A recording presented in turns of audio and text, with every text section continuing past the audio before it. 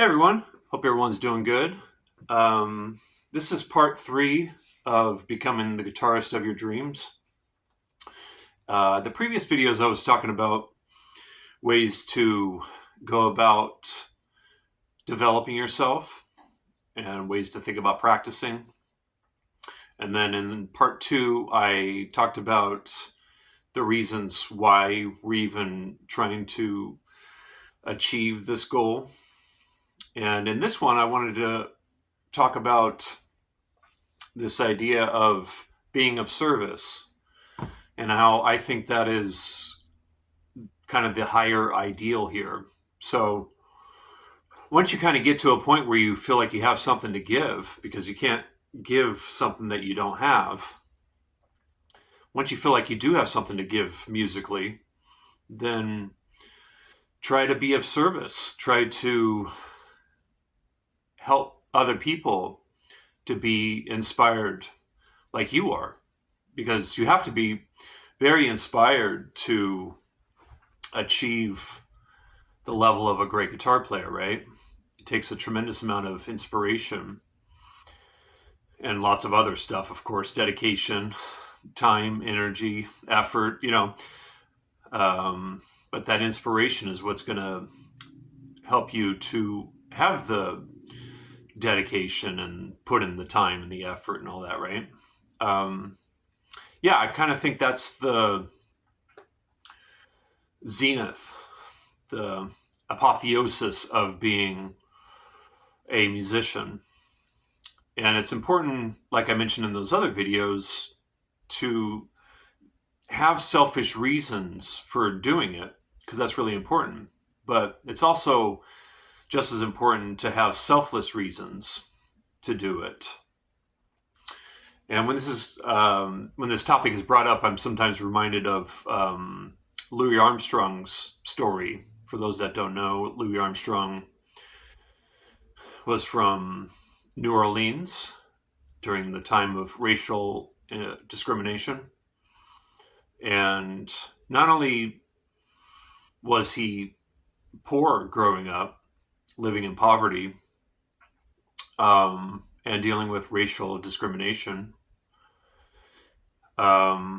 he also lived in the worst part of New Orleans called the Battlefield. It was called the Battlefield because it was so dangerous.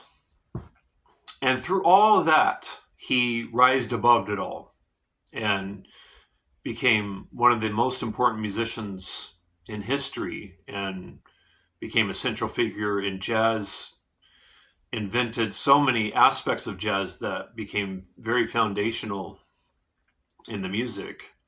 And he helped enlighten the world through all that. He rised above all the BS and all the difficulties and showed the way to become more enlightened, to become more inspired, to help the world.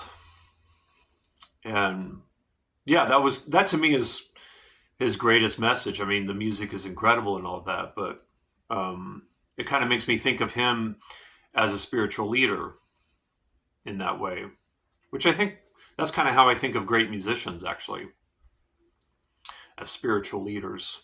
So pretty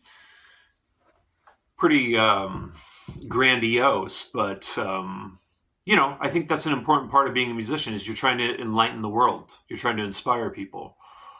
And so it really requires having something to give to inspire people. And that's part of what this YouTube channel is. I haven't made a penny in all the videos I've made on YouTube. And I don't know how many guitar lessons specifically I've made, but a lot of guitar lessons.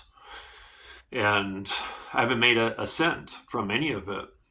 So I really look at the YouTube channel as an act of service. I try to educate, I try to inspire, I try to share what I'm doing as a musician to maybe help others to get an insight into what it's like to be a full-time musician and kind of ways to think about it. And but yeah, that's that's an important part of what this YouTube channel is about, and other things I do in life.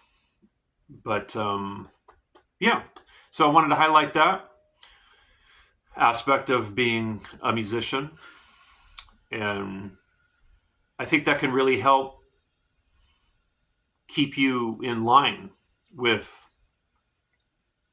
sort of a higher ideal with all of it, with all the difficulties that come with being a musician and developing your craft, developing your art, and trying to give that stuff to the world. I think along with all the difficulties with all that come along with all that, having this kind of higher ideal can maybe help keep things moving in the right direction. All right, I'll leave it there.